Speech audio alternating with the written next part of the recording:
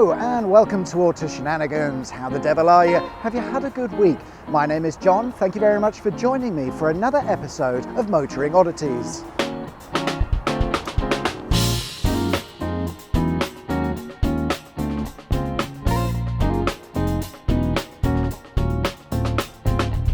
Today's episode sees us in Birmingham. Actually, it's not all that bad.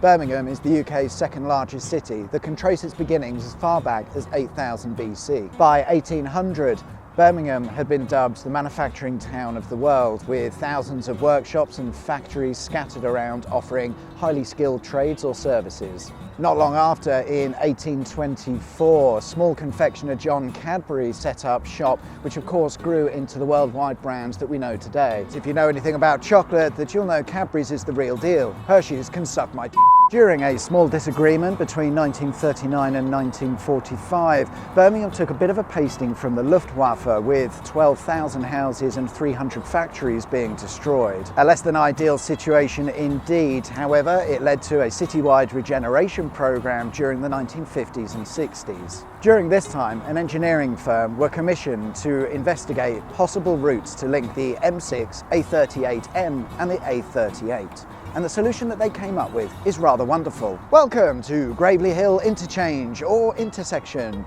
You might also know it as Spaghetti Junction, a twisty, windy mess of roads that makes up Junction 6 on the M6. It opened in 1972 and is the largest interchange or intersection in the country. Well, what do you know about that? Covering an area of 121,406 square metres, 30 acres or 23 football fields, it serves 18 routes, offers 5 levels of carriageway and is supported by 559 concrete pillars, some as high as 80 feet. The junction has around 2.5 miles of slip roads sandwiched in and around one another, but curiously, the M6 only accounts for 0.6 miles of the carriageways. The name Spaghetti Junction is not an official one and was in fact coined by journalists working for the Birmingham Evening Mail in 1965. This name would then go on to describe junctions of a similar nature all over the world. It took 4 years to build, with a predicted cost of £8 million, which of course in today's money is £8 million adjusted for inflation. Construction started in 1968 and despite some delays, it was completed in 1972.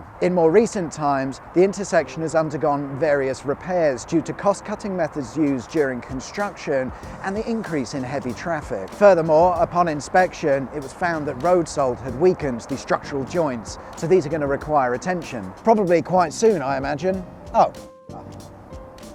Fair enough. Hey buddy. It's time for a cheeky bonus fact.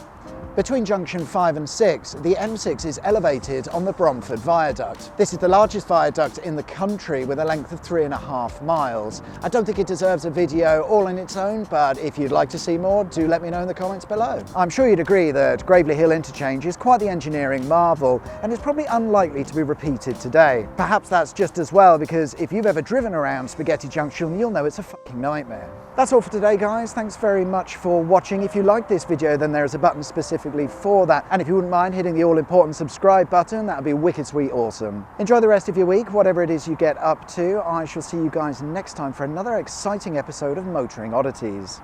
Until then, take care. Bye-bye. Who are working for the Birmingham... I said it correctly. Don't know why I stopped.